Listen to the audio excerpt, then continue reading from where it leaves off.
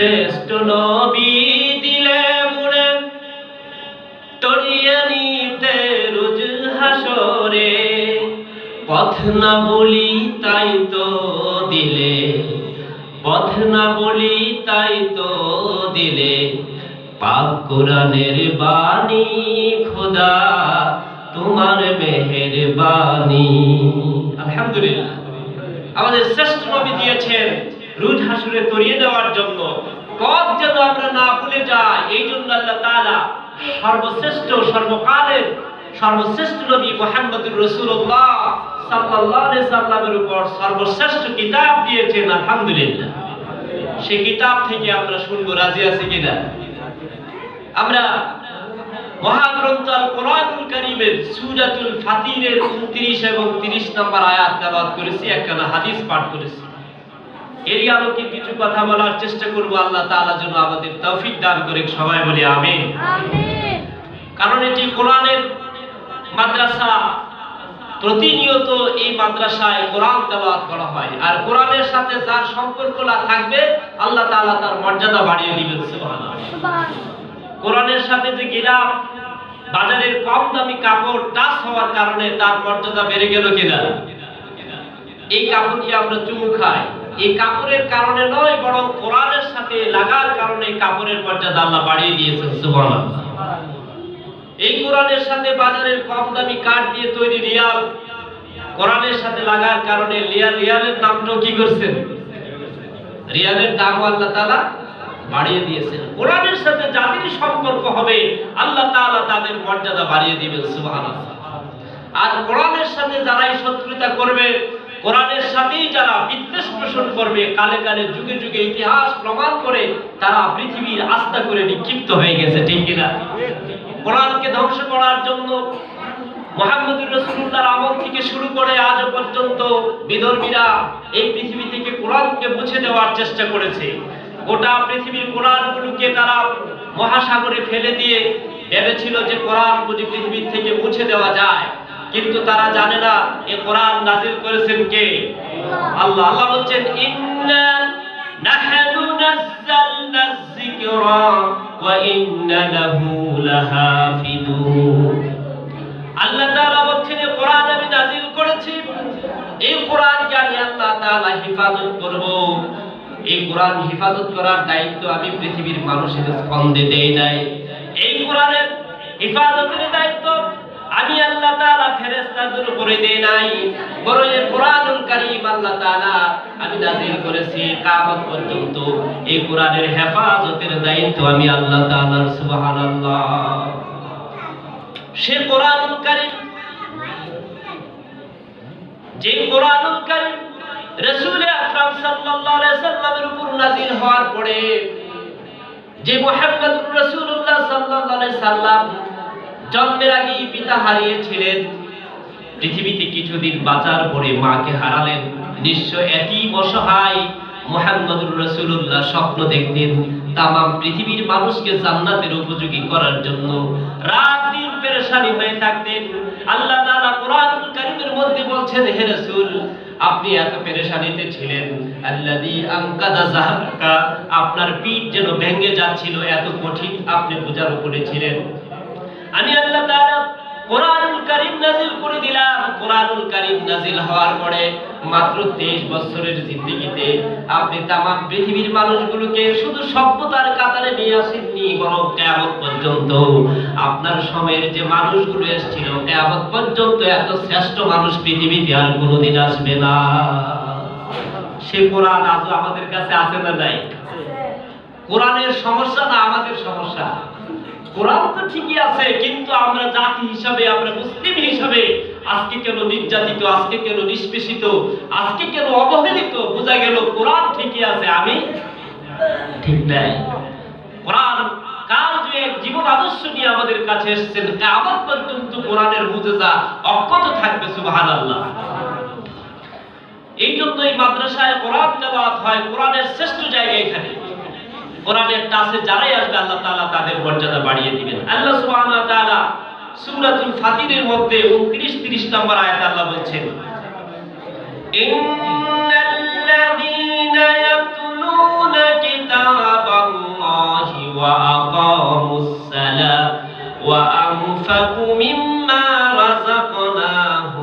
সিররাও ওয়া আলানিয়া ইয়ারজুনা তিজারাতান লান তাবুরা। আল্লাহ তাআলা বলেন যারা কোরআন তেলাওয়াত করবে, কোরআন পড়বে, ইয়াতলুনাল কিতাবা আইল কোরআন, যারা কোরআন পড়বে, কোরআন যারা শিক্ষা গ্রহণ করবে, ওয়া আকামুস সালাতা নামাজ পড়বে, ওয়া আনফাকু এবং খরচ করবে তার আল্লাহর দেওয়া রিজিক থেকে, সিররা ওয়া আলানিয়া গোপনে এবং প্রকাশ্যে।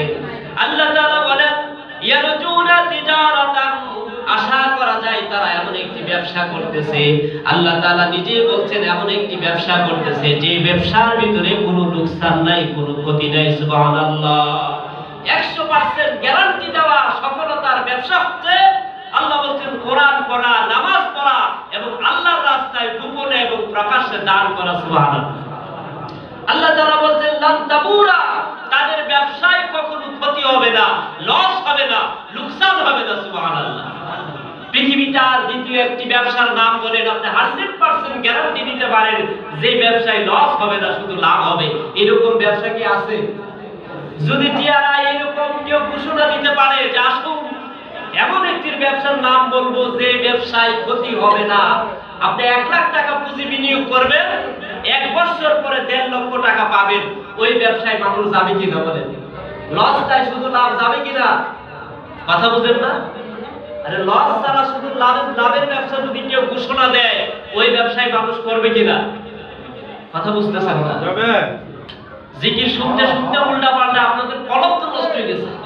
কারণ এই গ্রামে আলেম ওলামাদের গ্রাম, এই গ্রামে যে বক্তারা এসে বলে আব্দুল কাদের জিলানীর নাম নিলে কেল্লা পড়ে যেতে এখন কসম পড়ে যায়, একটা অজ্ঞতার সীমাবদ্ধতা থাকা দরকার।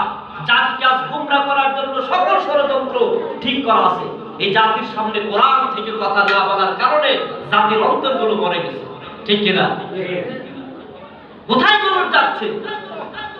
আজকে অজ্ঞত লোক এসে বসে বসে, যেই গ্রামে ফাজিল মাদ্রাসার প্রিন্সিপাল আছে, যেই গ্রামে গোটা বৃহত্তর কুমিল্লায় এই গ্রামের ওয়াইজ মাওলানা ইলিয়াসুর রহমান, যিনি ওয়াজ করে ওয়াজের জগতে তখন এত বার্তা ছিল না, আলোচনা করেছেন, আজকে সেই গ্রামে এসে মানুষদেরকে যা তা বলে চলে যায়।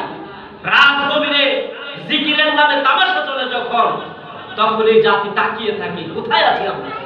আমার ভাইরা, আল্লাহ বলছেন এই ব্যবসায় লস হবে না। পৃথিবীতে দ্বিতীয় একটা ব্যবসার করতে এরকম বলতে পারবে না, করলে জমি বিক্রয় করে, বাড়ি বিক্রয় করে সবাই টাকা বিনিয়োগ করবে। ঠিক কিনা? কিন্তু আল্লাহ তাআলা যে গ্যারান্টিযুক্ত ব্যবসার কথা বললেন, আমরা সেই ব্যবসার দ্বারে কাছে আসতেও রাজি না। আল্লাহ তাআলা বলছেন আল্লাযীনা ইয়াতলুনাল কিতাবা, যারা কিতাব তেলাওয়াত করবে, ওয়া আকামুস সালাত, নামাজ পড়বে, ওয়া আনফাকু মিম্মা রাযাকনাহুম, আমার দেওয়া রিজিক থেকে খরচ করবে, গোপনে এবং প্রকাশ্যে। আল্লাহ তাআলা বলছেন তাদের ব্যবসার ভিতরে কোনো লস হবে না। লস তো হবেই না। আল্লাহ তাআলা বলেন বরং আশা করা যায় আল্লাহ তাআলা খুশি হয়ে তাদেরকে অতিরিক্ত লাভ আরো দিয়ে দিবেন। সুবহানাল্লাহ। এবং শুধু লাভই দিবেন না, আল্লাহ তাআলা বলেন ইন্নাহু গাফুরুন শাকুরুন, আল্লাহ তাআলা হচ্ছে ক্ষমাশীল এবং আল্লাহ তাআলা হচ্ছেন শাকুর। সুবহানাল্লাহ। এই জন্য এই কোরআনের কাছে আমরা যত যেতে পারবো আমাদের ভাগ্যের পরিবর্তন হবে। কোরআনের কাছে যত যেতে পারবো আমাদের জীবনকে গঠন করতে পারবো, ততক্ষণ আমাদের পরকালীন জীবন উন্নতি হবে। সুবহানাল্লাহ। আল্লাহ রাসূল বলছেন মান কারাআল কুরআনা, যে ব্যক্তি কোরআন পড়বে, মান কারাআল কুরআনা ফাস্তাজহারাহু ফাআহাল্লা হালালাহু ওয়া হারামা হারামাহু, যে ব্যক্তি কোরআন পড়বেন কোরআনের হালালকে হালাল জানবেন। সুবহানাল্লাহ। কোরআন পড়বেন, হালালকে কি জানবেন? হালাল জানবেন। আহাল্লাল্লাহু হালালাহু ওয়া হারামা হারামাহু, হারামকে হারাম জানবেন। আদখালাহুল্লাহু জান্নাহ, আল্লাহ তাআলা ওই লোকটাকে জান্নাত দিয়ে দিবেন। সুবহানাল্লাহ। যে ব্যক্তি কোরআন পাঠ করবে, কোরআন অনুযায়ী জীবনকে পরিচালনা করবেন, হালালকে হালাল জানবেন, হারামকে হারাম জানবেন, আল্লাহ তাআলা তাকে জান্নাত দিবেন। সুবহানাল্লাহ। শুধু জান্নাতই দিবেন না, হাসরের ময়দানে আল্লাহ তাআলা ওই বান্দাকে ডেকে বলবেন বান্দা এদিকে আসো। কঠিন এক সময়ে যখন জাতি কোরআন থেকে দূরে সরে গিয়েছিল, দুনিয়ার রঙ্গমঞ্চ নিয়ে ব্যস্ত ছিল, গান বাজনায় ব্যস্ত ছিল। তুমি আমার বান্দা সকাল বিকাল কোরআন তেলাওয়াত করেছো, কোরআন অনুযায়ী জীবন পরিচালনা করেছো। আর কোরআন অনুযায়ী জীবন পরিচালনা করতে যে স্ত্রীর গালমন্দ শুনেছো, পিতার গালমন্দ শুনেছো, সমাজের গালমন্দ শুনেছো, রক্তচক্ষুর কবলে তুমি পড়েছো। আল্লাহ তাআলা বলেন, ও বান্দা, এই কঠিন পরিস্থিতিতে কোরআন বাস্তবায়ন করার কারণে আমি আল্লাহ তাআলা শুধু তোমাকেই জান্নাত দেব না, বরং তোমার পরিবার থেকে আমি আল্লাহ তাআলা তোমাকে অর্ডার করলাম এমন 10 জন সম্পর্কে আমার কাছে সুপারিশ করে নাও যাদের হিসাবের পরে জাহান্নাম ওয়াজিব হয়ে গিয়েছিল। জাহান্নাম ওয়াজিব হয়ে গিয়েছিল, আল্লাহ ফয়সালা দিয়েছেন ওরা জাহান্নামী। কিন্তু কোরআন করার কারণে, কোরআন বাস্তবায়ন করার কারণে, কোরআনের পথে চলার কারণে আল্লাহ তাআলা ওই লোককে বলবেন, আসো আমার কাছে আজকের দিনে 10 জন সুপারিশ করো, আমি আল্লাহ তাআলা তোমার এই সুপারিশের মাধ্যমে তাদেরকে জান্নাত দিয়ে দিব। সুবহানাল্লাহ। তাহলে কোরআন পড়নেওয়ালার মর্যাদা আল্লাহর কাছে বেশি না কম? আমরা কি কোরআন পড়াতে রাজি আছি না নাই?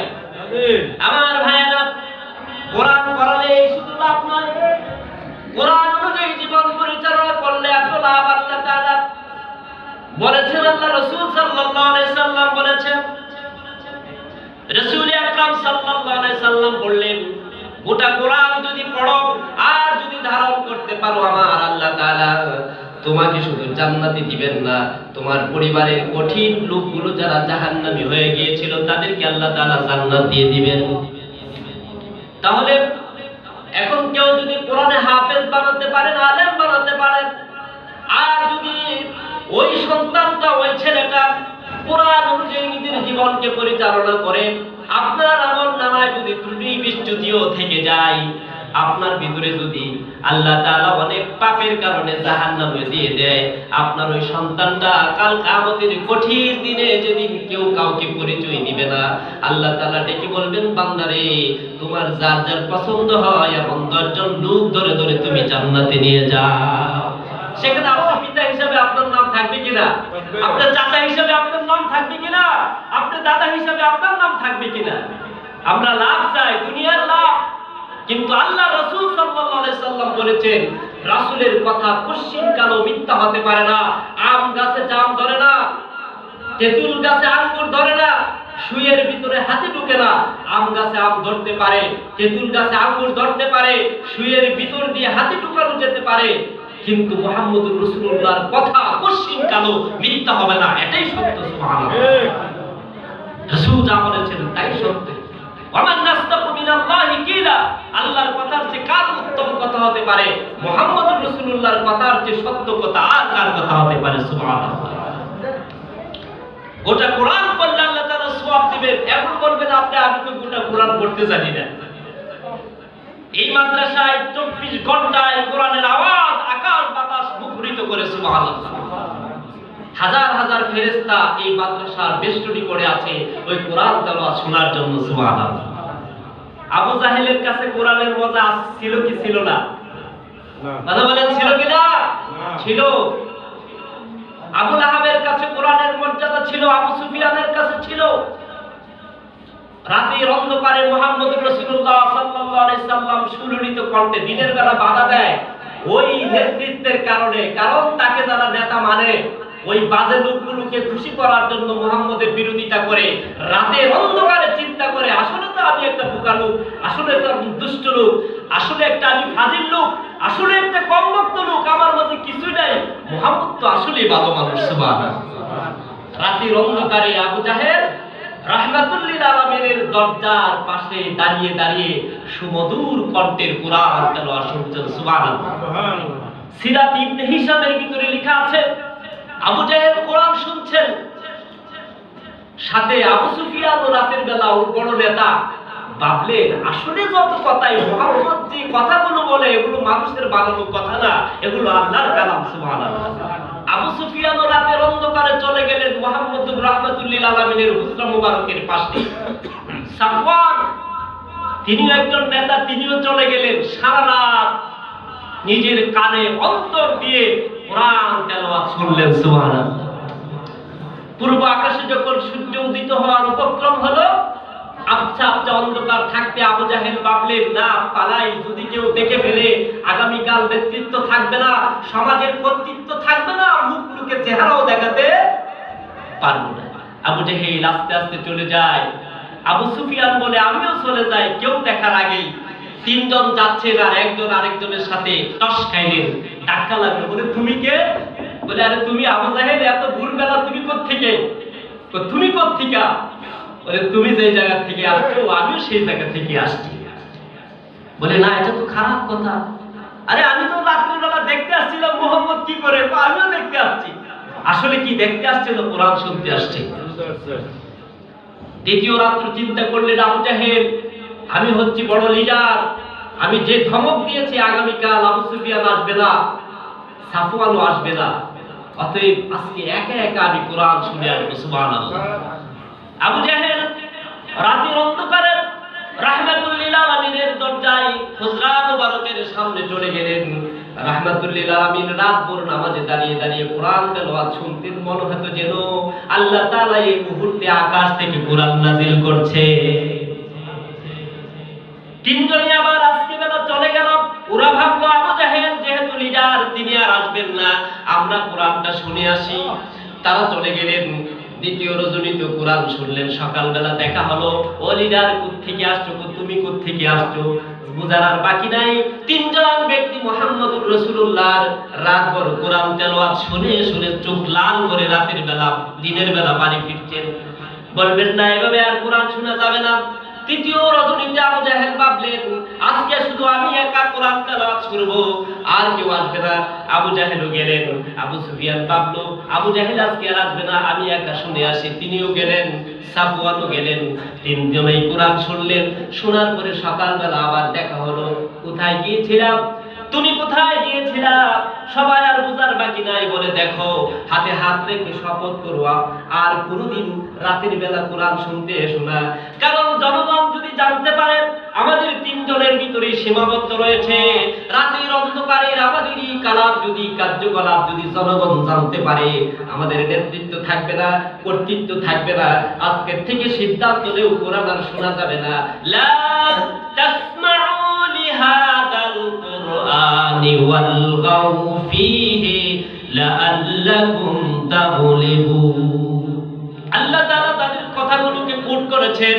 তারা সিদ্ধান্ত নিয়েছেন লা তাসমাউ, কোরআন আর শোনা যাবে না। বরং আগামীকাল থেকে মুহাম্মদুর রাসূলুল্লাহ যদি কোনো জায়গায় কোরআন তেলাওয়াত করতে যায়, আমরা পাশে একটা গানের আসর দিয়ে দেব। বরং কোরআনের এই আওয়াজগুলোকে নষ্ট করার জন্য ছেলেপেলে লাগাইয়া দেব, বন্ডামি করব, দুষ্টামি করব। তারা এই সিদ্ধান্ত নিলেন।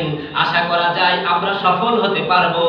আর যদি এমনি করে গোপনে গোপনে কোরআন আমরা শুনতেই থাকি, জাতির লোকেরা দেখা যাবে আমাদেরকে অমান্য করে মুহাম্মদের হাতে বায়াত গ্রহণ করবে। সুবহানাল্লাহ। তাহলে বোঝা গেল আবু জাহেলের কাছে কোরআনের আকর্ষণ ছিল কি ছিল না? আজকে আবু জাহেল কোরআন শুনতে গিয়েছিল রাতের অন্ধকারে, আর আজকে আমরা মুসলিম হয়ে আমরা কোরআন থেকে দূরে না কাছে? দূরে না কাছে? অনেক দূরে, বহু দূরে। জিন জাতিরা কোরআন শুনতে আল্লাহ রাসূল সাল্লাল্লাহু আলাইহি ওয়াসাল্লাম যখন তায়েফ থেকে ফিরত আসছিলেন রক্তাক্ত হয়ে, পাথর মেরে মেরে রাহমাতুল লিল আলামিনকে রক্তাক্ত করে দিয়েছিলেন, রাসূল সাল্লাল্লাহু আলাইহি ওয়াসাল্লাম যখন তায়েফ থেকে ফেরত আসছিলেন, বিশাল এক জিনের বহর, জিনের দল রাহমাতুল লিল আলামিনের পাশ দিয়ে যাচ্ছিলেন। হঠাৎ তাদের কানে আসলো একটা নতুন তেলাওয়াত, নতুন শব্দ। তারা দাঁড়িয়ে গেলেন। দাঁড়িয়ে থেকে মুহাম্মদুর রাসূলুল্লাহ রাহমাতুল লিল আলামিনের কোরআন তেলাওয়াত শুনলেন। শোনার পরে জিনদের লিডার গিয়ে রাসূলকে সালাম জানালেন, আসসালাতু ওয়াসসালামু আলাইকা ইয়া রাসূলুল্লাহ। সালাম দেওয়ার পরে তারা বললেন, ইন্না সামি'না কুরআনান আজাবা, আমরা এক আশ্চর্য কোরআন শুনলাম। সুবহানাল্লাহ। যে কোরআন আমাদের গতি চয়েস করে দিয়েছে, যে কোরআন আমাদের কানকে খুলে দিয়েছে, অন্তরকে খুলে দিয়েছে, হে মুহাম্মদ আপনি আমাদেরকে ঈমান এনে আমাদেরকে বায়াত গ্রহণ করে মুসলমান বানিয়ে দেন। সুবহানাল্লাহ। তাহলে জিন জাতিরাও কোরআন শুনে আশ্চর্য হয়েছিলেন।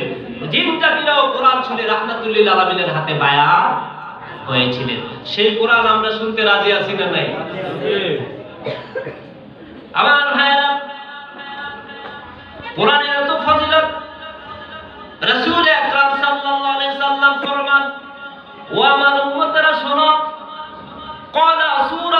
মিনাল কুরআনি সালাসুনা আয়াতান তাসমাউ লিসাহিবিহা হাত্তা ইউগফার লাহু। রাহমাতুল লিল আলামিন ফরমান, শোনো, কোরআনুল কারীমের ভিতরে 30 আয়াত বিশিষ্ট একটি সূরা রয়েছে। সুবহানাল্লাহ। কয় আয়াত? 30 আয়াত বিশিষ্ট একটি সূরা রয়েছে। ওই সূরাটা হাসরের ময়দানে, রাহমাতুল লিল আলামিন ফরমান, ওই সূরাটা হাসরের ময়দানে তাশফাউ লিসাহিবিহা, এটাকে যারা দিন-রাত তেলাওয়াত করেছে আল্লাহর কাছে ওই সুপারিশ করতে থাকবে, জান্নাতে যাওয়ার সুপারিশ করতে থাকবে। সুবহানাল্লাহ। কে সুপারিশ করবে? সূরাটার আয়াত কত? 30 আয়াত বিশিষ্ট একটি সূরা। সেই সূরাটার নাম কি? সূরাতুল মুলক।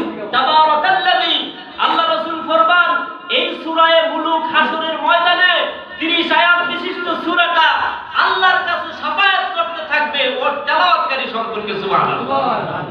শুধু শাফায়াত করবে না, শাফায়াত করতে করতে করতে করতে যতক্ষণ না জান্নাতে যাওয়া যায় ততক্ষণ পর্যন্ত শাফায়াত করবে।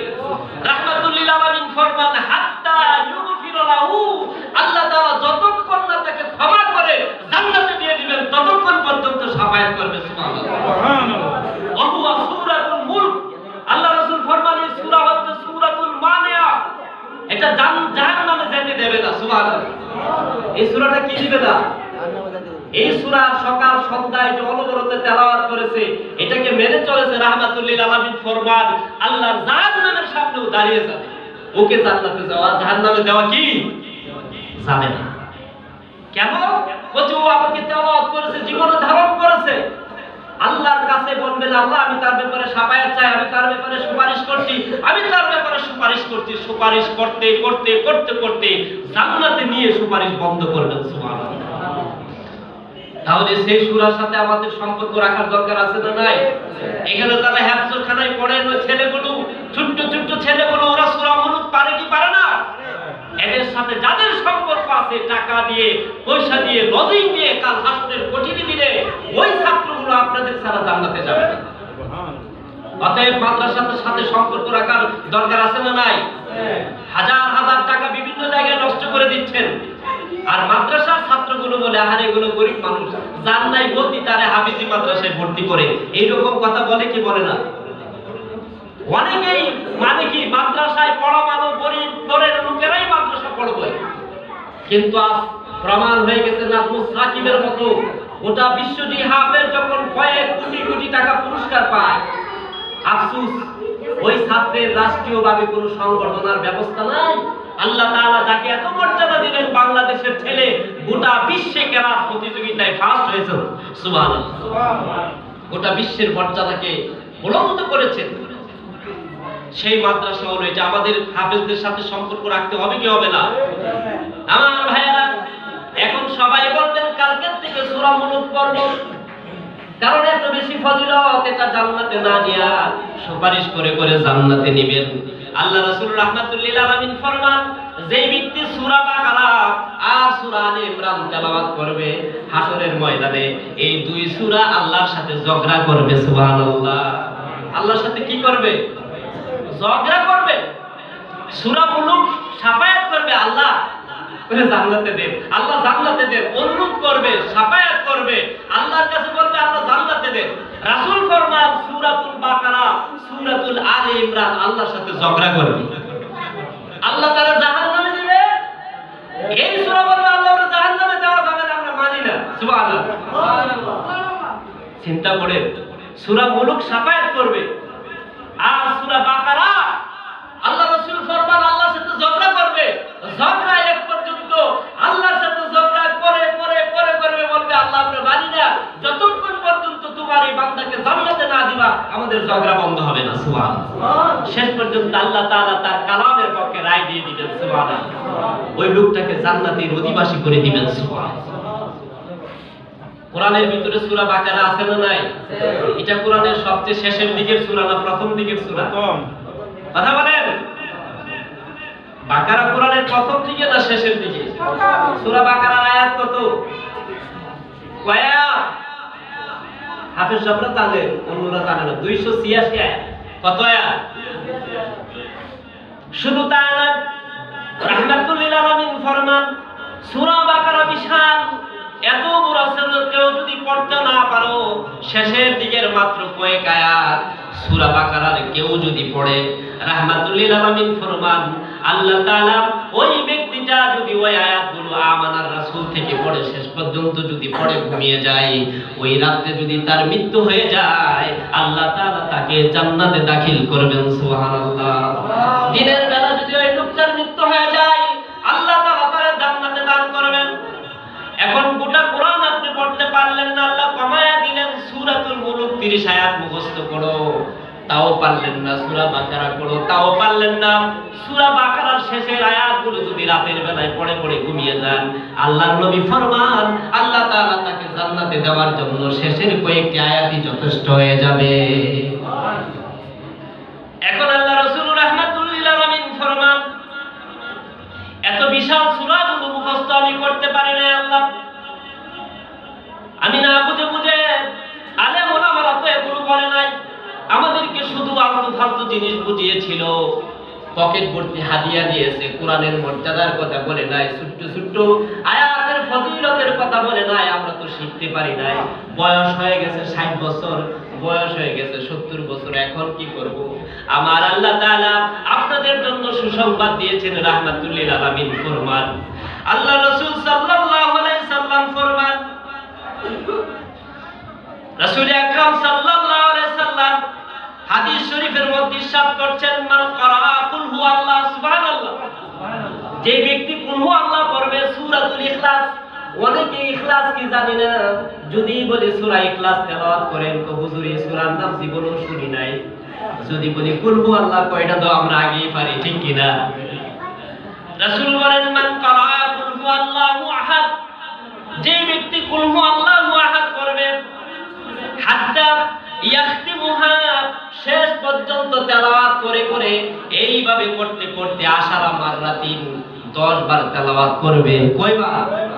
কোন সূরা? সূরা ইখলাস। সূরা ইখলাস। কুল হুয়াল্লাহ কোন সূরা? বলেন সূরাতুল ইখলাস। সবাই জুড়ে বলেন সূরাতুল ইখলাস। কুল হুয়াল্লাহকে কি সূরা বলা হয়? এই সূরার ভিতরে তাওহীদের কথা আছে, ইখলাসের কথা আছে, আল্লাহ ছাড়া অন্য কারো কাছে মাথা না নোয়ানোর কথা আছে। সুবহানাল্লাহ। এই সূরার ভিতরে তাওহীদের কথা আছে, এই কারণে আল্লাহর কাছে এই সূরার মর্যাদা বেশি না কম? বেশি। আল্লাহ রাসূল ফরমান কেউ যদি সূরাতুল ইখলাস বা কুল হুয়াল্লাহ পড়ে শেষ পর্যন্ত কয়বার? 10 বার যদি পড়ে, কানাল্লাহু কাসরাল লাহাল জান্নাহ, আল্লাহ তাআলা ওই ব্যক্তির জন্য জান্নাতে একটা ঘর নির্মাণ করে দিবেন। সুবহানাল্লাহ। ওয়া হুজুর কোনটা সারাম কোনটা তোরা? সূরা মুলুক পড়ে দেখলাম এটার মধ্যে মর্যাদা কম না, এটা সাফায়াত করে জান্নাতে দিবে। এরপরে দেখলাম এটার চেয়ে দাম বেশি সূরা বাকারা আর সূরা আলে ইমরান, ঝগড়া করে করে জান্নাতে দিবে। এখন দেখি এটার দাম আরো বেশি, কারণ 10 বার পড়লে ছোট্ট সূরা, আল্লাহ তাআলা আপনার জন্য জান্নাতে একটা ঘর নির্মাণ করবেন। সুবহানাল্লাহ। জান্নাতে আমরা ঘর চাই কি চাই না? কারা কারা চায়? নারায়ে তাকবীর। টিয়ারা আল কুবা ইসলামিয়া হাফিজিয়া মাদ্রাসা জিন্দাবাদ। আল্লাহ কবুল করুক, সবাই বলি আমিন। মালিক মালিক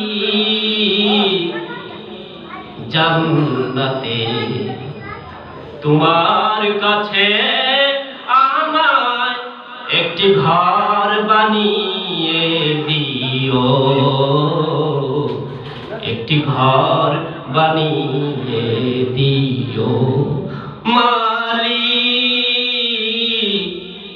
মালিক জান্নাতে তোমার কাছে আমায় একটি ঘর বানিয়ে দিও, একটি ঘর বানিয়ে দিও।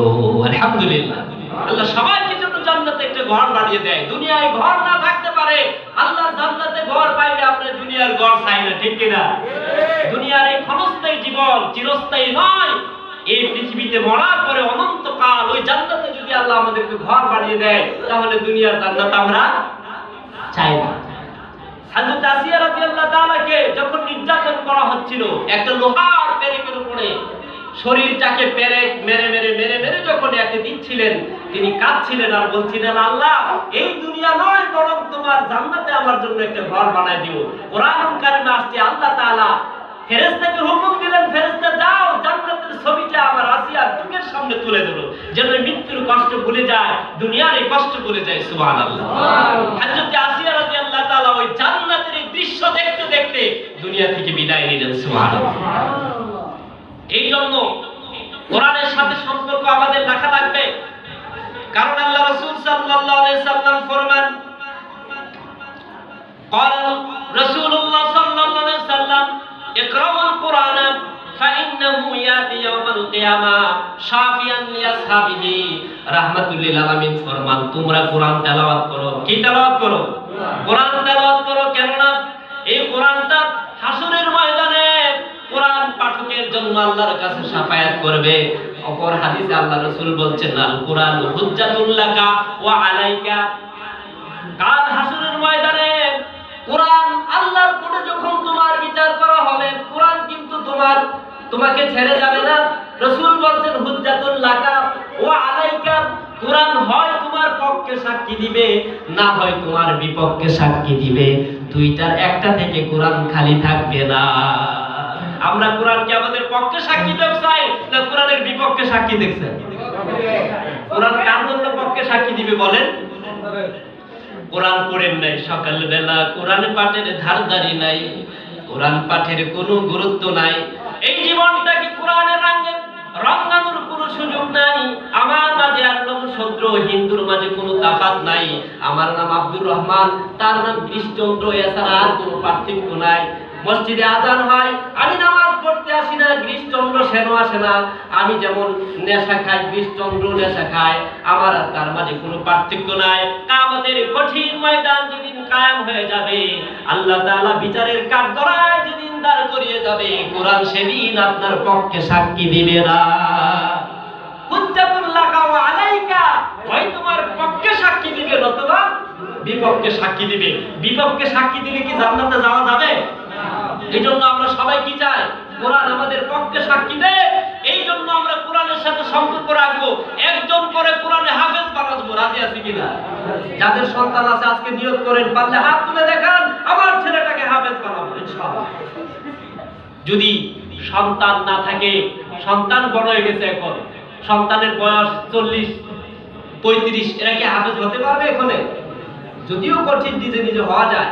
কারণ আমাদের গ্রামের রায়হান সাহেব সন্তান হওয়ার পরে, 3 সন্তান হওয়ার পরে তিনি নিজে নিজে হাফেজ হয়েছেন। আলহামদুলিল্লাহ, নিজে নিজে হাফেজ হয়েছেন 3টি সন্তান হওয়ার পরে। তাহলে আমরা যদি হাফেজ নাও বানাতে পারি, হাফেজের সাথে সম্পর্ক রাখবো। রাজি আছি না নাই? কিভাবে সম্পর্ক রাখবে? এই মাদ্রাসায় যারা পড়ে, এই গ্রামের বাইরের ছেলে পেলে আছে কি আছে না? ওদের খাবার দাবারের ব্যবস্থা, লজিং এর ব্যবস্থা যদি করে দেন, তাহলে আল্লাহ তাআলা ওই হাফেজের উসিলায় আপনার পরকালীন জীবনটা সহজ করে দিবে কি দিবে না? যে ফ্যামিলিতে 5 জনের খাবার চলে, সেখানে কি একটি হাফেজের খাবারের ব্যবস্থা হবে না? বলেন হবে কি না? মুখে তো বলেন ঠিকই, হাজার হাজার টাকা খরচ রাখেন, আজকের থেকে নিয়ত করেন, আল্লাহ তোমার কোরআনকে যারা মহব্বত করে, কোরআনকে যারা রপ্ত করে, কোরআনকে ধারণ বাহক যারা, তাদের দায়িত্ব আমি নিয়ে গেলাম। একটা হাফেজের খাবারের ব্যবস্থা করব, লজিং রাখবো। আল্লাহ তাআলা আপনার ঘরের ভিতরে বরকত ঢেলে দিবেন, আপনার ঘরের থেকে বালা মুসিবত দূর করে দিবেন, আপনার ঘরের থেকে আল্লাহ তাআলা অশান্তি দূর করে দিবেন। আলহামদুলিল্লাহ। পরীক্ষা করে দেখেন, কারণ ওই ছেলেটা বড় অসহায়। জানেন এই কোরআন কারা পড়ে? এই রিকশা চালক, অনেকেই বলি, কথা যখন বলি রিকশার ড্রাইভারের সাথে, হুজুর দোয়া করেন 3টা ছেলে হাফেজ। আলহামদুলিল্লাহ। ওই রিকশার ড্রাইভার এই কেজি স্কুলে, উন্নত স্কুলে পড়ানোর কোনো সুযোগ নাই, 500 টাকা বেতন দিয়ে কয়েকজন হুজুর মিলে একজন ধনাঢ্য ব্যক্তি ফুলমে হাজির মতো লোককে বললেন, হাজী সাহেব আপনি যদি কয়েকবার টিম দেন তাহলে একটা মাদ্রাসা শুরু করি, আমার কিছু পারলে দিয়ে নাইলে নাই, এই গ্রামে কোরআন তেলাওয়াত করুক, হাফেজ হোক, আমরা চাই। ব্যবস্থা করে দিলেন। এখানে পড়তে আসলো যারা বেতন নাই, টাকা নাই, ভর্তির ফি নাই, শুধু থাকবে আর খাবে পড়বে, হুজুর বাড়িতে বলে বলে উকে সুকে বুঝিয়ে মাদ্রাসাটা দাঁড় করিয়েছেন। এই অসহায় ছেলেগুলো কোরআনের টাচে আল্লাহ তাআলা তাদের মর্যাদা বাড়িয়ে দিয়েছেন। সুবহানাল্লাহ। মর্যাদা বেশি না কম? বাংলাদেশে যারা ওয়াজ করে আলোচনা করে ওরা তো কোটিপতির সন্তান না, কথা বলেন ঠিক কিনা? 8 লক্ষ 10 লক্ষ মানুষ কোরআন শুনতে যায়, সুবহানাল্লাহ। এটা কোরআনের মুজিজা। এমন কোন মন্ত্রী এমপি নাই বাংলাদেশে দ্বিতীয় আরেকজন আসবেও না যার আলোচনা শোনার জন্য লক্ষ লক্ষ মানুষ নিজের পকেটের টাকা খরচ করে যায়, ঠিক কিনা? মানুষ কেন যায়? তিনি কোরআন থেকে বলবেন। কোরআনের মান মর্যাদা আল্লাহর কাছে এত বেশি, আশা করা যায় সে বাতিলে গেলে আল্লাহ তাআলা ক্ষমা করতে পারেন, ঠিক কিনা? ওসিলা হলো কোরআনের কাজ। আমার ভাইরা, কোরআনের কথা যারাই বলেন তাদের মর্যাদা বেড়ে যায়। আর এবারে পীর সাহেব মরহুম মারা গেলেন, জানা যায় দেওয়ার মতো জায়গা পেলাম না, রাস্তায় দাঁড়ায় জানাজা দিতে হলো। মর্যাদা কে বাড়িয়ে দিয়েছেন? কারণ তিনি কোরআনের পক্ষে কথা বলেছেন, সুবহানাল্লাহ। এই জন্য অনুরোধ থাকবে, এই মাদ্রাসাটা আমরা কিয়ামত পর্যন্ত চাই কি চাই না? আপনার ছেলে মেয়েরা এত সহজে এই মাদ্রাসায় কোরআন পড়তে পারতেছে, গ্রামে যদি মাদ্রাসাগুলো না থাকতো কোরআন কি পড়তে পারতো?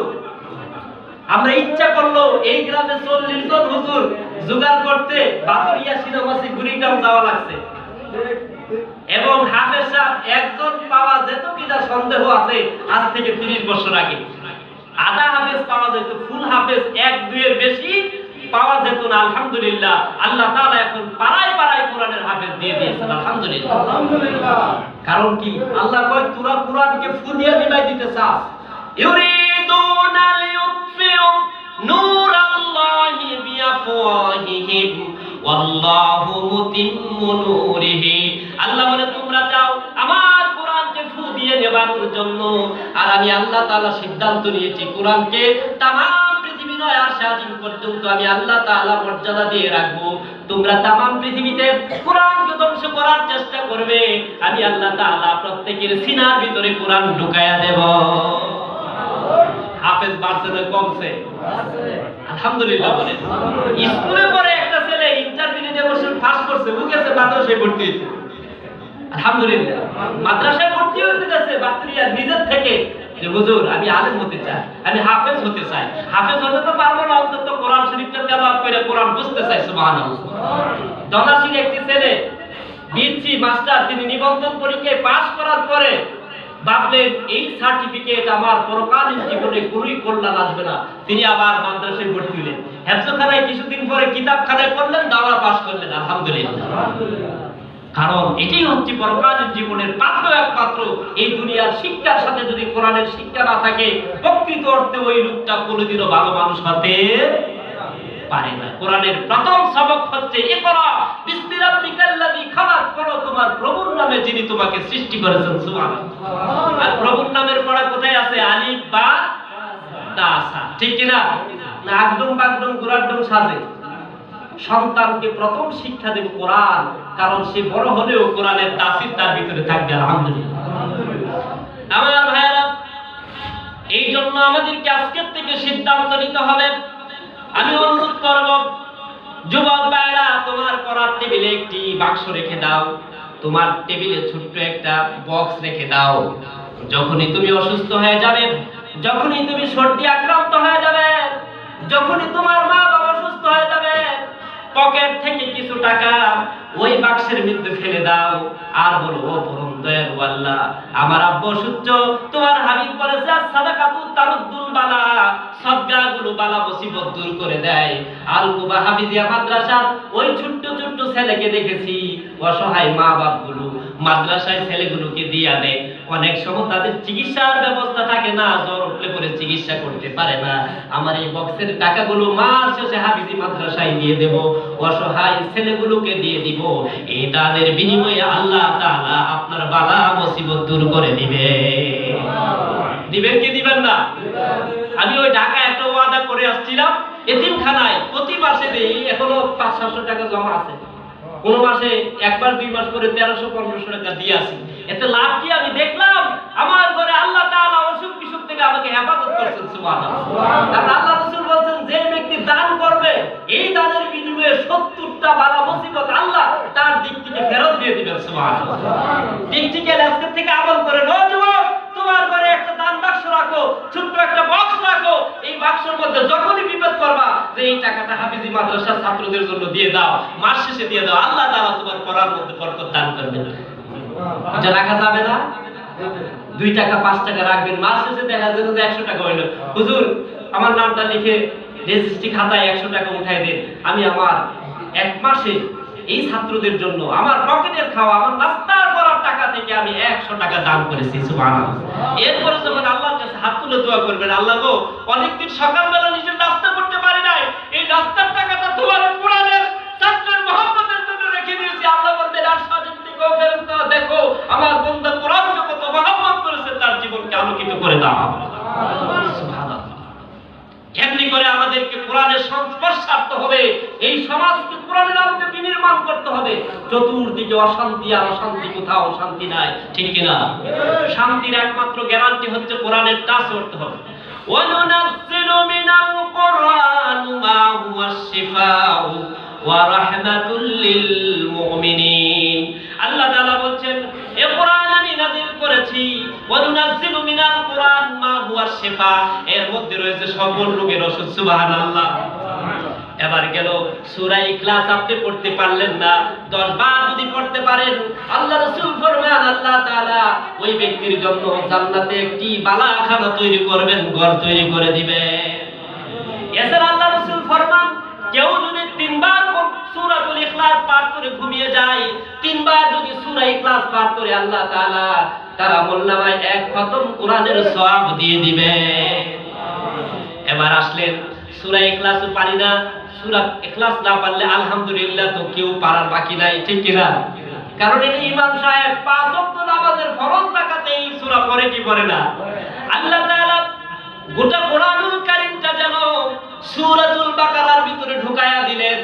এইজন্য আল্লাহ রাসূল ফরমান সূরাতুল বাকারা কাল কঠিন হাসরের ময়দানে ঝগড়া করে করে তার তেলাওয়াতকারীকে আল্লাহর জান্নাতে নিয়ে যাবেন।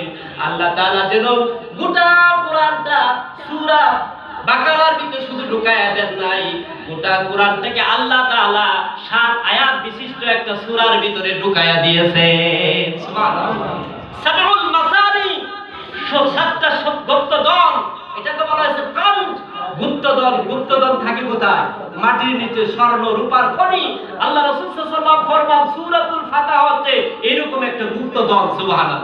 এটা সূরাতুল শিফা, সকল রোগের ওষুধ, মহা ওষুধ। সুবহানাল্লাহ। আল্লাহ রাসূল সাল্লাল্লাহু আলাইহি ওয়াসাল্লাম ফরমান সূরা ফাতিহার যে কোনো আয়াত পড়ে যদি বান্দা আল্লাহর কাছে চায়, আল্লাহ তাআলা তার দোয়া কবুল করবেন। সুবহানাল্লাহ।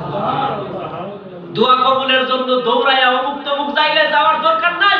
জীবিত পীর সাহেব হুজুর আছে, বলেন হুজুর আপনি আমার জন্য দোয়া করবেন, কারণ আল্লাহ রাসূল ফরমান নেককার পীর সাহেবের উসিলায় আল্লাহ তাআলা দোয়া কবুল করেন। নেককার মা বাবার উসিলায় আল্লাহ দোয়া করেন, সন্তানের উসিলায় আল্লাহ দোয়া করেন, সৎ স্ত্রীর উসিলায় আল্লাহ দোয়া করেন। সুবহানাল্লাহ। এই সূরা পাঠ করে, সূরা ফাতিহা পাঠ করে আল্লাহর কাছে দোয়া করবেন, মুনাজাত কবুল করবে কে? আল্লাহ। আল্লাহ তাআলা। আমার ভাইরা, আল্লাহ রাসূল সাল্লাল্লাহু আলাইহি ওয়াসাল্লাম একদিন ভ্রমণে ছিলেন। এমন সময় একটা বেদুইন এসে বলল, ইয়া রাসূলুল্লাহ, আমাদের মাঝে আমাদের লিডারকে সাপে কেটেছে। কি কেটেছে? সাপে দংশন করেছে, আপনাদের মধ্যে কোনো ডাক্তার আছে কিনা? রাহমাতুল্লিল আলামিন একজন সাহাবী বললেন, ইয়া রাসূলুল্লাহ, আমি এটা চিকিৎসা করতে পারি। আল্লাহ রাসূল বললেন, ঠিক আছে যাও। রাসূল আকরাম সাল্লাল্লাহু আলাইহি ওই সাহাবী ওই সাপে কাটা রোগীকে যার ফুক দিলেন, ওই লোকটা ভালো হয়ে গেল। বললেন তোমাকে কি দিব? বলে কি দিবা? 100 বকরি দিতে হবে। কয়শো? যার ফুক দিয়ে টাকা আনা যায়, তাবিজ তোমার দিয়ে টাকা দেওয়া জায়েজ নয়, তাবিজ তোমার জায়েজ নয়। আল্লাহ রাসূল বলেন 70,000 লোক বিনা হিসাবে জান্নাতে যাবে, যারা তাবিজ দেয়নি, তাবিজ নেয়নি, তাবিজ দেয়নি, তাবিজ নেয়নি। তাবিজ দিলে হাসরের ময়দানে আল্লাহর কাছে প্রশ্নবিদ্ধ হতে হবে, কিন্তু যার ফুক চিরকালের জন্য জায়েজ। সুবহানাল্লাহ। কয়টা উট চাইছে? আর বকরি 100 বকরি দিয়ে দিলেন। বিশাল বকরির পাল দিয়ে রাহমাতুল্লিল আলামিনের কাছে গেলেন। আল্লাহ রাসূল বললেন এগুলো কি? বললেন ইয়া রাসূলুল্লাহ, ওই সাপে কাটা লোকটাকে আমি ভালো করছি, এই জন্য আমাকে হাদিয়া দিয়েছেন। সুবহানাল্লাহ। আল্লাহ রাসূল বললেন তুমি কিভাবে? এই লোক সারা রাত ইয়া রাসূলুল্লাহ, ইয়া হাবিবাল্লাহ, আপনার জবান থেকে শুনেছি সূরা ফাতিহা সকল রোগের ওষুধ। আমি কিচ্ছু করি নাই, শুধু সূরা ফাতিহা পড়ে পড়ে ওই লোকটার শরীরের মধ্যে ফু দিয়েছি, আল্লাহ তাআলা সূরা ফাতিহার বিনিময়ে তার রোগ ভালো করে দিয়েছে। তাকে সাপে দংশন করেছিল, বীজগুলো কেটে গিয়েছে, আল্লাহ তাআলা তার দংশন ভালো করে দিয়েছেন। আল্লাহর নবী মুস্কি হাসি দিলেন, ও আমার সাহাবী, একাই কি 100 বকরি নিবা? আমারও কিছু দিও। সুবহানাল্লাহ, একাই নিবা, আমারও কিছু কি? তাহলে বোঝা গেল যার ফুক করা জায়েজ নয়, এটা সুন্নাত। এবং আল্লাহ রাসূল সাল্লাল্লাহু আলাইহি ওয়াসাল্লাম ওই সাহাবীর থেকে বললেন, আমারও কিছু দিও। সুবহানাল্লাহ। সূরা ফাতিহা আমরা সবাই জানি কি জানি না? এই সূরাটার মর্যাদা এত বেশি। এই সূরা পড়ে পড়ে সন্তান যখন অসুস্থ হয়ে যাবে, নিজে যখন অসুস্থ হবে, এই সূরা পাঠ করে সারা শরীরের মধ্যে ফু দিবেন, পানির মধ্যে ফু দিয়ে পানি পান করবেন, আল্লাহ তাআলা রোগ বালা মুসিবত ভালো করে দিবেন। সুবহানাল্লাহ। এই শ্রেষ্ঠ সূরা সূরাতুল ফাতিহা। এই সূরার ভিতরে প্রশংসা আছে কার? কার প্রশংসা? প্রশংসা সবই কেবল তোমারই রাব্বুল আলামিন। প্রশংসা সবই কেবল তোমারই রাব্বুল আলামিন। দয়ালু মেহেরবান করুণা ও ফুরান, দয়ালু মেহেরবান করুণা ও ফুরান, আর কেউ নয় তুমি মালিক, হে অসীম সীমাহীন, হে অসীম সীমাহীন। প্রশংসা সবই কেবল তোমারই রাব্বুল আলামিন।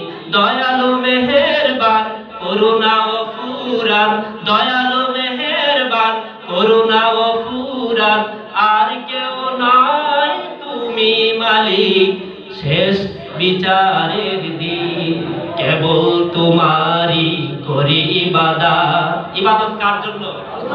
আল্লাহ ছাড়া অন্য কাউকে সিজদা দেওয়া যাবে? কেবল তোমারই করি ইবাদত, কেবল তোমারই চাহি নিয়ামত। আমরা আল্লাহর কাছে কি চাই? নিয়ামত চাই। কেবল তোমারই করি ইবাদত, কেবল তোমারই চাহি নিয়ামত। দাও দিশা দাও সরল পথের, সিরাত মুস্তাকিম, সিরাত মুস্তাকিম। প্রশংসা সবই কেবল তোমারই রাব্বুল আলামিন। দয়ালু মেহেরবান করুণা ও ফুরান, দয়ালু মেহেরবান করুণা ও ফুরান, আর কেউ নয় তুমি মালিক, শেষ বিচারের দিন, শেষ বিচারের দিন। আলহামদুলিল্লাহ। কাজী নজরুল কবিতার ছন্দে সূরাতুল ফাতিহা সুন্দর ছন্দে ছন্দে এই সূরাতুল ফাতিহার অনুবাদ করেছেন। আলহামদুলিল্লাহ। এই সূরাতুল ফাতিহা তেলাওয়াত করলে পরে আল্লাহ রাসূল ফরমান, কেউ যদি সূরাতুল ফাতিহা তেলাওয়াত করে আল্লাহর কাছে যায়, ওরে বান্দা যা চাইবা আমার আল্লাহ তাআলা সব কিছু দিয়ে দিবে। পৃথিবীর কেউ যা দিতে পারে না, দিতে পারে কে? আল্লাহ। পৃথিবীর যে কেউ সারতে পারে না, সারতে পারে কে? আল্লাহ তাআলার কাছে সূরাতুল ফাতিহা বলে, হুজুর আমি শুদ্ধ করে পড়তে পারি না, ভাঙ্গা ভাঙ্গা কণ্ঠে সূরাতুল ফাতিহা পড়ে আপনার যে আবাদগুলো রয়েছে, আপনার যে সমস্যাগুলো আছে, আল্লাহর কাছে আরশে মালিকের কাছে বলেন, ওগো আল্লাহ, তোমার হাবিব বলেছে সূরা ফাতিহা তেলাওয়াত করার পরে যা চাইবে তুমি তাকে তা দিয়ে দিবা। আমি তোমার এক গোলাম, গোটা জীবনটা নাফরমানি করে করে শেষ করে দিলাম। তোমার কোরআন থেকে বহু দূরে সরে গিয়েছিলাম, তোমার দিন থেকে বহু দূরে দূরে সরে গেছিলাম। মনে করেছিলাম দুনিয়াতে চিরকাল বুঝে থাকতে পারবো, কিন্তু না, দেখতে পারলাম বাড়ির কাছেই আব্দুল করিম হঠাৎ করে মরে গেল, আব্দুর রহিমও মরে গেল। এখন বুঝতে পারলাম আমিও থাকতে পারবো না, কিন্তু জীবনের ঝুড়িতে তো কিছু আমল বলতে কিছুই সংগ্রহ করতে পারলাম না। আজকের দিনে সূরাতুল ফাতিহা পড়ে তোমার দরবারে ফরিয়াদ করলাম, আল্লাহ মেহেরবানি করে তোমার আমার সকল সমস্যাগুলো তুমি দূর করে দাও। আরশের মালিক আপনার দোয়া শুনছেন কি শুনছেন না? আল্লাহ বলছেন, ওয়া কাযালিকা নুনজিল মুমিনিন। হযরত ইউনূস আলাইহিস সালামকে মাছের পেট থেকে যেমনি করে আমি আল্লাহ তাআলা উদ্ধার করেছিলাম, কিয়ামত পর্যন্ত আমার গণ্য বান্দা যদি বিপদে পড়ে আমি আল্লাহ তাআলাকে ডাকার মতো ডাকতে পারে। ও তামাম পৃথিবীর মানুষেরা জেনে রাখো, ইউনূস আলাইহিস সালামকে যেমন করে মাছের পেট থেকে আমি উদ্ধার করেছিলাম, প্রত্যেকটি বান্দাকে আমি আল্লাহ তাআলা বিপদ থেকে উদ্ধার করব। সুবহানাল্লাহ। এই জন্য সূরা ফাতিহা পড়তে রাজি আছি নাই? সবাই আমরা পড়ি আউযু বিল্লাহি মিনাশ শাইতানির রাজিম। বিসমিল্লাহির রাহমানির রাহিম।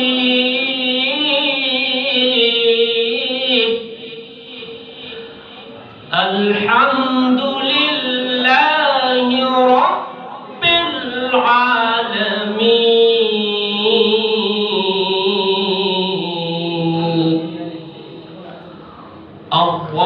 আর-রাহমানির রাহিম। মালিকি ইয়াউমিদ্দিন। ইয়্যাকা না'বুদু ওয়া ইয়্যাকা নাস্তাঈন। ইহদিনাস সিরাতাল মুস্তাকিম। সিরাতাল্লাযীনা আন'আমতা আলাইহিম গায়রিল মাগযুবি আলাইহিম ওয়ালাদ-দাল্লিন।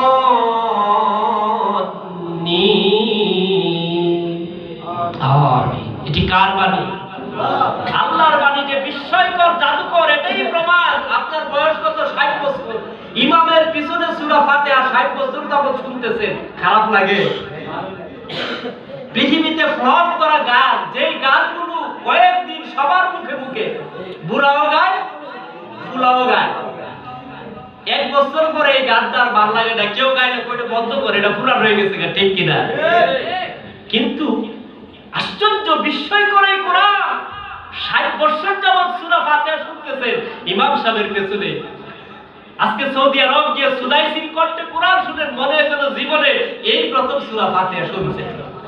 সূরা ফাতিহা যখন মাহফিলে দেওয়া হয় সবাই এইভাবে ছায়াতে, মনে হয় যেন জীবনে একটা নতুন সুর, ঠিক কিনা?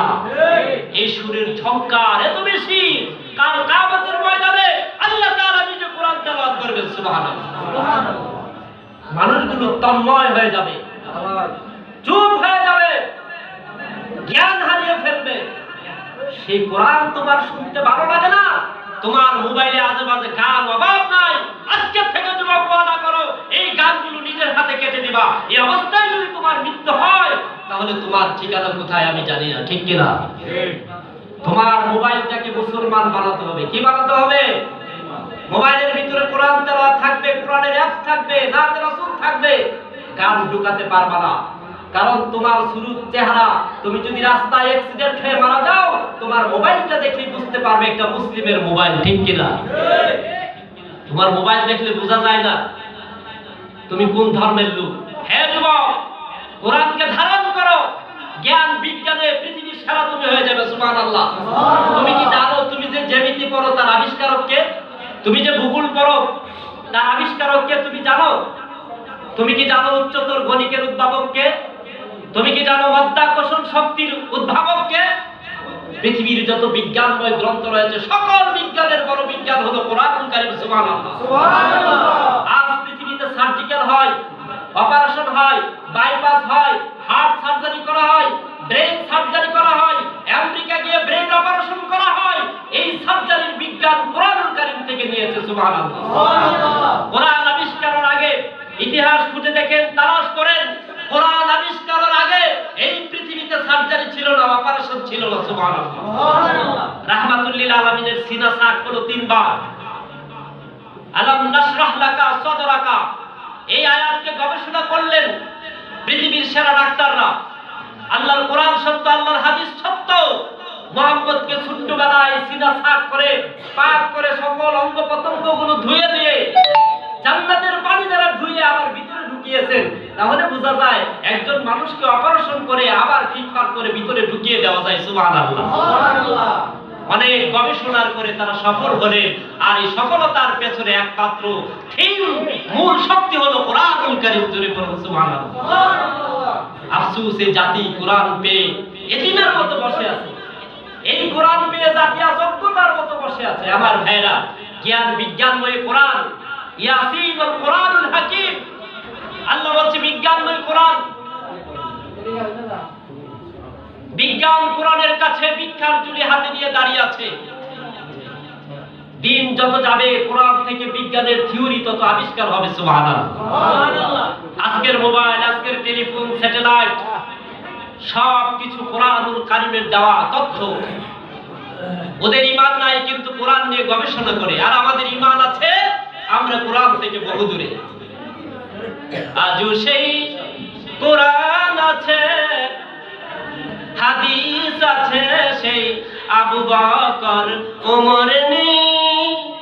আজও সেই কোরআন আছে, হাদিস আছে, সে আবু বকর ওমর নেই। কোরআন হাদিস আছে কি নাই? কিন্তু আবু বকরের মতো পাঠক নাই, ওমরের মতো পাঠক নাই।